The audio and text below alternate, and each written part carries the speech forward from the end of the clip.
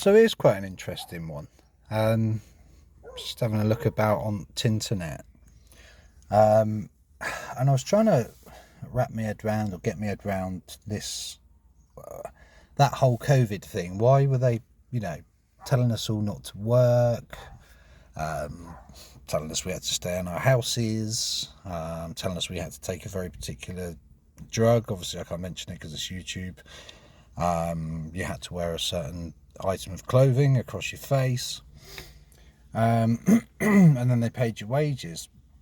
And it turns out that actually, it's probably no worse than sort of pneumonia or flu. But anyway, we won't go into that. What I did find interesting is I looked at a brand new scheme, and it's for 2 towns. Go and Google it. Absolutely amazing. One in the south of England, one in the north of England. And what it actually does is it's a tester. It's a beta test for universal income. Now, it absolutely sounds brilliant on the face of it. Each month, you don't have to work or anything. We'll give you 1,600 quid, which is fantastic. Absolutely sounds brilliant if you're kind of lazy and don't pay attention. The issue with that, though, is that it's based on the Chinese social media scoring system. So what will happen, let's say you give up your job, you go and, you don't own your property and you'll be happy, or you don't own anything and you'll be happy and you eat the bugs, you get your 1,600 quid. However, if you were to make a comment on, I don't know, usual suspects, not so much Twitter anymore because I think Elon's doing a great job, YouTube, if you say something that would go against the government, and this is actually in place in China already at the minute, you get a negative score. Now, those negative scores can actually build up to anything. Bear in mind, that's a communist country, so that can build up from anything from you're not allowed into events. Now, this was the beta test with the COVID. If you didn't have your vaccine, you weren't allowed in an event.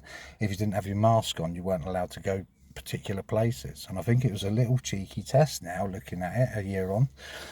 So basically, if you make nasty comments to people on Facebook, or by nasty I mean if you say, I don't know, Lizzo's fat and it's probably not very healthy for her, that doesn't really fit with the narrative that's going on. Or should we have black Little Mermaid?